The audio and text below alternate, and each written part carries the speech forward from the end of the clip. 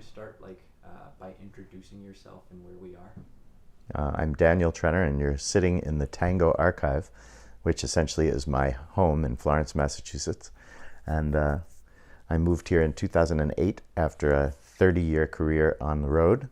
And this house is both a tango archive and kind of a place to study and dance tango or learn about tango. And it's also an experiment in alternative elder care. I moved here with my parents when they were in their 80s, and my dad was suffering from dementia, and my mom couldn't handle that anymore. And so we created an alternative to institutional living for my elder parents. And we have a suite of rooms on the first floor for the elders, and I live in a suite of rooms on the third floor, and I have 5 bedrooms on the second floor that I rent to either housemates or dancers who are coming shorter term to study and or apprentice here. And so we have a rather interesting lifestyle here with a lot of study and dance going on at the same time as we're in a living situation. And my dad has passed, and my mom is now 87 and still living with us. Could you talk a little bit about the people who study with you and live here, and just how that works? Well, since I live here in 2008, I've had about 10 different people who've lived here for a while and studied with me, and then another between 50 and 75 people who have come short term to study in one way or another. And people have come from as far away as Australia and India and Japan and China, and people have also come from all over North America. And we work on wherever they're at in their tango. A lot of people come because they just want to get better at dancing, but a smaller number of more dedicated people come because they're teaching and they want to learn more about teaching. And I have 40 years experience as a dancer, and I have a master's of education in dance. I teach at colleges and high schools and junior high school, and so I'm kind of a mentor to people who are learning how to teach. Cool. Could you talk about the different places you teach in the Valley? Like the 5 colleges and any other places? Well, I've taught at all 5 colleges, but the number of times that I've taught at UMass is pretty small.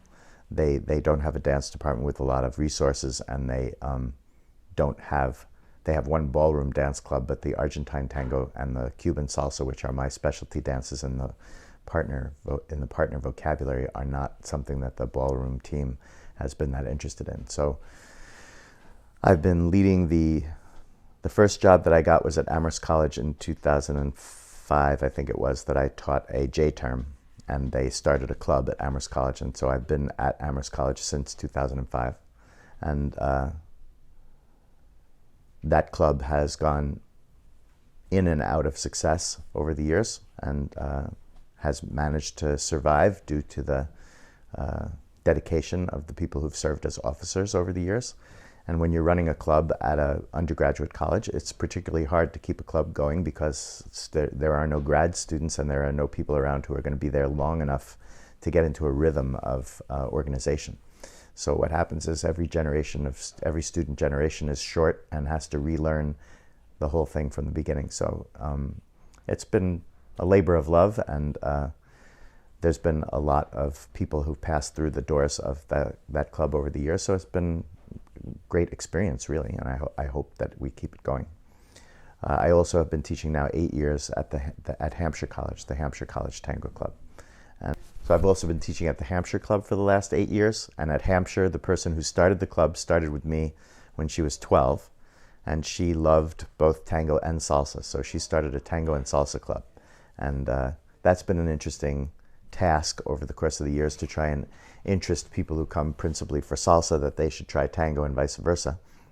But it has worked, and it has worked so well that I've started to include salsa in my credit classes for tango. And so for the last 12 years, I've been teaching tango for credit at Mount Holyoke College, and now for 9 years at Smith College. And about 6 years ago, Smith College gave me the 200 level class, or the second semester. So now students can basically study with me throughout their college career, come back in the spring at Smith, and we do the clubs every semester, and we do the beginner class at Smith and Mount Holyoke in the fall. Awesome. Could you talk a little bit more about your archive and all the different stuff you've gathered and how that's relevant to your teaching? Yes, but let's talk about the local community, because that kind of goes on top of the college community. There is also a local tango community that has, over the years, I've lived here since 2002, and over the years the local community also has gotten stronger and weaker in kind of waves, and it all depends on who the person is that is the main organizer and the person who's kind of like making tango home for everybody. And while I'm going to talk about how I do that here at the archive, when I moved here, I had just spent 20 years on the road supporting people building tango communities all over the place. And before that, I had built the tango community in New York City. And so I had served in the role of host and center, kind of central person in a local tango community in New York City for many years. And so when I moved here, I was exhausted, and I did not want to play the role of keeping the local tango community together. So I've never done that in this local tango community, which has left me sometimes, I think, being perceived as a bit of a snob. But the truth is that I moved here, I was injured, and I needed to recover, and I needed to get away from being out in the scene all the time, and I needed to take care of business being at home. I had my elderly parents to take care of. I was renovating this house. My life turned around, and I became much more of a homebody. And that's been going on since 2002. So I've been an observer of the local tango community and a supporter of the local tango community, but not a main organizer of the local tango community.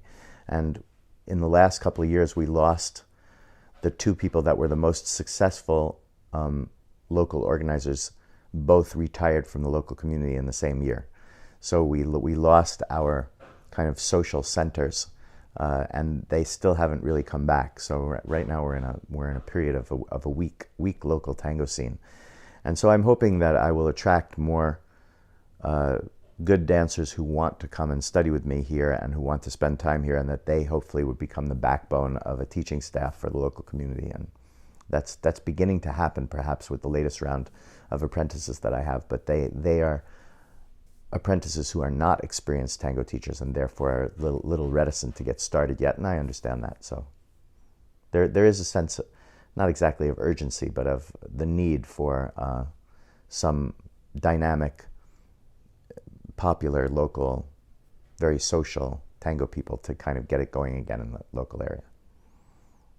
Are you able to speak on any of the other groups in the valley that teach tango, like the Amherst Leisure Services or the Estudio? There are tango. There are little pockets of people teaching tango and making things happen all over the area. There's a tango community in Brattleboro.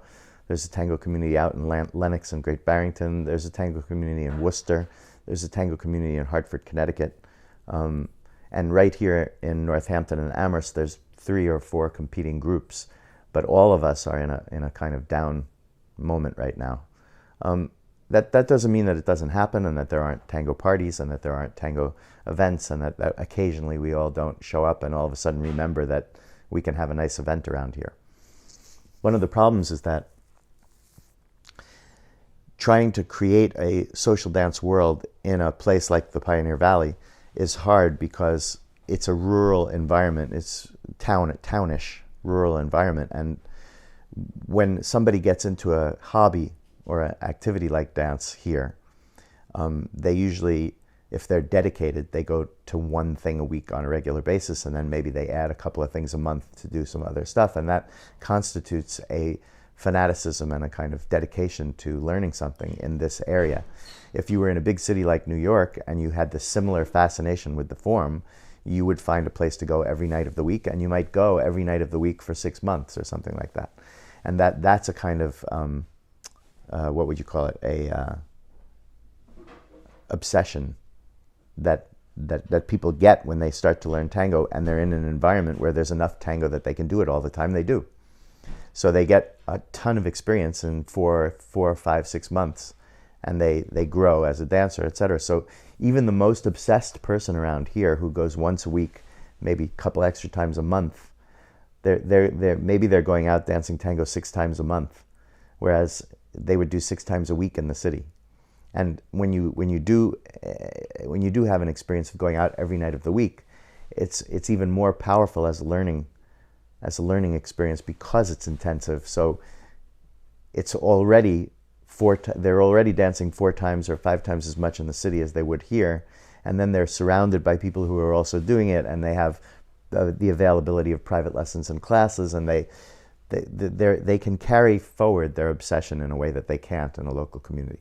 So what we have around here are a lot of dancers who've been dancing at that kind of like slower rate for 5, 10, 15 years. But it doesn't add up to the same amount of time as people who've been obsessing like that in the big city, or certainly not in Buenos Aires.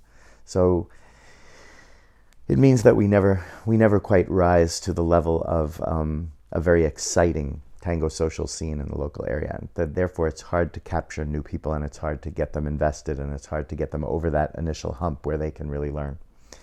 But around here in my house, we do get to do that because we dance a lot. And so when people get interested and they start taking lessons, and they come often and frequently, and they practice with their friends, and they visit the archive, they study the books, or they watch the video, you can get a different kind of an intensive experience of the tango here. Cool. Could you talk about the demographics of who dances tango in the area? Like, there's like a big group of college kids, but like there's also like an older generation of people who dance.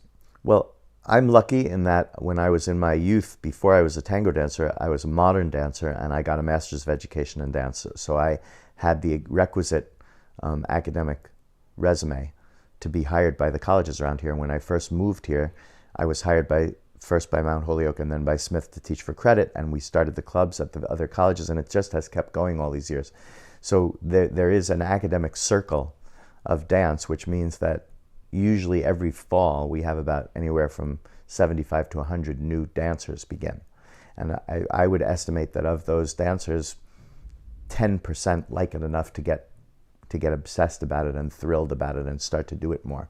So that means that every year we have another 10, 15 people that are participating more, and that those people accumulate over the years. Some of them disappear, some of them go overseas, but some of them stick around. So at any given time in the last 15 years, there have probably been 20 or 30 dancers at the colleges who know enough that when they get together, they can dance with each other, and that they can have a social life in the tango.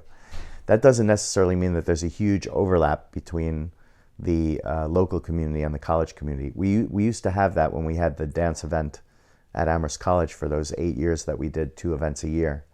We would have live music and performances, and the local community would all come out, and the college community would all come out, and they'd all be in the space together. And that was great because it was a fusion of the 2 communities. But generally, we also have a local tango community that's been built up over the last 20, 25 years, and that community is composed of people probably between the age of 30 and 70. And there's a number of couples that are kind of stalwart anchors of the community, and a number of individuals who've been around forever, and a number of organizers. And if we all show up at the same event, there might be 20 or 30 experienced dancers from the local community who make an event more exciting.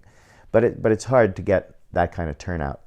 Like I said, our 2 successful organizers who both have retired, in the last few years, they were capable of putting together events where everybody showed up. That's part of the problem of being a dance community in a small town. If everybody shows up, it's actually pretty good. But it's hard. I think you could only expect really that if you get 25% turnout, you're doing pretty well. You host an event and 25% of the people who know how to do the thing show up. That's pretty good. But around here, it's not enough people. So we end up having a weak local community compared to other cities. Of course, this is a town and not a city, and we probably have a fairly strong local community compared to other towns. And that's probably has a lot to do with the fact that I'm here, and also that I've been teaching at the colleges. Could you talk about what one of those larger public dances looks like when they do happen? Well, they happen in some large room somewhere, and they usually involve some kind of guest DJ or guest teacher or guest performance. sometimes by live music, sometimes by live dancing. But usually it's some special event that draws everybody out. Those are the kind of things that produce a really successful social environment. You have to have a big enough dance floor in a place like this that you can accommodate the people who don't know how to dance, because the beginners and the people who don't really know how to dance can clog up a dance floor. Tango is a dance that travels, and so the dance floor works best when the people who are participating know the rules of the road, and they are able to navigate on a dance floor well. So once the dance floor starts to move, then you can have a lot of people on it, and everybody has a sense of being able to dance. But even a few couples who don't know what they're doing and who don't move downstream and who go upstream or who go back and forth in such a way as to block traffic, it's very, very easy for the dance floor to become congested. And when the dance floor becomes congested, then the good dancers no longer have fun dancing, and then they get discouraged and they don't want to come back. The dancers that are newer don't even realize that the dance floor is congested, and then they exacerbate the problem, essentially. Yeah, so culture in the 1930s and 40s was parallel in both dancing and in life. So men were men, women were women, men dressed like men, women dressed like women, men behaved like men, women behaved like women. Today's culture is very different. Today's culture is much more gender curious and gender open and gender malleable. So the practice of social dancing has changed in ways that I think is very good, but is not always evident depending on which community you're in. I would say that the openness to being flexible about gender roles is what characterizes what I would consider more evolved dance teaching and more evolved technique concerning partner dancing. And I still don't think that is practiced by the majority of teachers. Where you travel around and you go to school to study partner dances, they still are mostly putting men in the leaders' roles and women in the followers' roles, and only teaching men to lead and women to follow. There was some scandals associated with ballroom dancing in the United States in the 1950s, which had to do with the fact that ballroom studios were more about the romantic relationships than they were about the dancing, and the particular technique that we have, that we see in the conventional culture around learning how to dance, is that you have a circle at a class, and the partners switch by rotating, so that every woman gets to meet every man and every man gets to meet every woman. This structure would be better described with the word speed dating than really as a dance technique. In the Argentine experience, which is what I'm most familiar with, back in the old days, in the 1930s and 40s, men would learn with men and women would learn with women. So men would go to the male practica, which was like the male social club, and there they would practice dancing for hours and hours, really, with each other. They would roll up their sleeves, take their jackets off, loosen their ties, and they could improvise with each other freely without shame, because women were not present. And women were doing the same thing at home in gatherings of women with aunts and grandmothers and mothers and daughters. They were learning how to deal with the dance so that when they went out, they could dance with men. The milonga, or the social dance, was a highly ritualized social gathering that had all kinds of etiquette and codes of behavior associated with it. And at that official social event, you were not supposed to lead if you were a woman, and you were not supposed to follow if you were a man. And those rules have been continuously obeyed even up into the present time. So what's radical about my approach to teaching dance is that I want men and women to learn, lead, and follow in the same space with each other, so that male and female bodies are learning together in the same environment. That means that the leader's role, which is usually hidden behind a veil from the follower's role, so the goals and the perspective, the lens of the leader's role is usually not shared with followers when they're present. And the lens or the perspective or the objective of the follower's role is not shared with leaders. That way there's a dynamic tension of invisibility between the two roles, and that's what forms the traditional relationship between lead and follow, which was traditionally male and female. I believe that we become better dancers when we learn both roles, and I believe that in modern times we become better dancers, maybe even better people, when we have an experience of embodiment or empathy of the other person's role with the other people. So in other words, to do that, to extrapolate even further from the experience of dancing the other person's role to actually dancing the other person's role in the presence of the other gender. So that we're revealing ourselves to each other. We're pulling the veil away between the two worlds of gender. That's a radical premise, and that's a kind of modern dance training that is different than what has come before. And there's a certain amount of resistance out there in the culture. There still is that attitude that a man who follows can't lead, or a woman who leads can't follow, and that you need to focus on the role that you're intended for before you would branch out or try something different. My attitude is actually the reverse. I want people to learn both roles from their very first class. I want them to have a pattern of learning that involves going freely back and forth between the roles. Would this be a good time to transition to talking about your archive now? Sure. So I lived in Buenos Aires from 1988 until 2000, and during those 12 years, I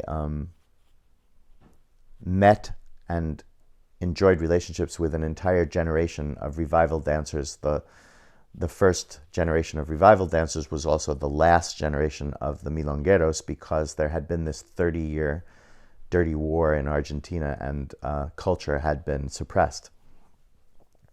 So the people that I learned from when I arrived in the late 80s in Argentina were all in their 60s and 70s, and at that time, the young people in Argentina had not become interested in tango yet. That since has happened, and now in the year 2017, we're in the midst of a worldwide revival, and there are hundreds of thousands of younger people dancing. But when I first arrived in Argentina, there were probably no more than 300 or 400 active dancers in the whole world, and they were all in Argentina, and they were all over 60.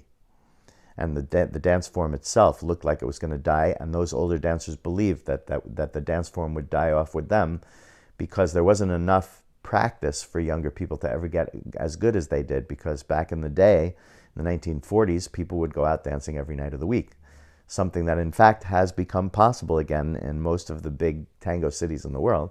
But in 1988, it didn't look that way. So at that time, I also started, I basically began the tango tourist industry, because I started running programs taking people to Argentina. I did my first program in 1993, and when I retired from that business in 2000, I was still the only person running programs, and now there are hundreds of programs taking people to Argentina. And the way that we invented that business was that we grew into this idea of having staff, local staff, that were assisting the program, so that visiting dancers would always have partners to dance with that were on staff. And that pattern of that business model is still in use. And in fact, it has fostered a whole subsequent industry of taxi dancers in Argentina. People who, if you go down as a man, you can hire a woman, or if you go down as a woman, you can hire a man to take you out dancing and take you to the clubs and show you off, so that other people will ask you to dance. And it works, you know what I mean? So there's a whole industry of taxi dancing going on down there. It sometimes can be a little bit edgy in terms of the quality of the interactions, but you know, the dance world is always a little edgy, because it always has been associated with nightlife and with bars and with drinking, and so dancing has this high elevation of quality of being, but also lives in some of the kind of sleaziest underground locations. So there is that kind of duplicity to the life of a dancer. So during the course of my years down there, I formed these programs, and then I started filming video, instructional video, and I ended up filming about 100 programs, many of which, I think about 40 of the artists. We filmed with about 40 different artists who represented a cross-section of tango survival. And so from the early to late 90s, 93 to 2000, my video collection is strong and represents a really cross-section of everybody who was dancing, and classes that they taught, interviews with them, footage of people dancing in the milongas. And maybe it was a mistake. When I was down there, I brought cameras with me, and I handed cameras out to people, and I had them film everything. So we have an unbelievable quantity of footage, and the problem has been trying to sort through and archive that footage so as to create a usable tango archive. And I can't, we're along the road, but I can't say, I don't think we're even more than 15 or 20% complete at this point. We still have tons of footage on analog tape that we have to digitize, and we still haven't solved the problem of digital archiving and being able to retrieve, mark, label, and retrieve video footage. This is the kind of thing that newsrooms do, and it turns out that almost all the big video archiving companies that work in this, they all have proprietary software that was custom built for them. And so there's nothing available on the market for a user like myself to just use. And we can't afford to design our own programming. So we've done a lot of workarounds, and it has meant that the progress has been very slow. And I'm still very unsatisfied about that. At the same token, we now have about 350 clips that are up for browsable viewing here at that archive. And we're mounting more material all the time. It's still, like I said, I think it probably represents only about 15% of the collection that we have access to so far.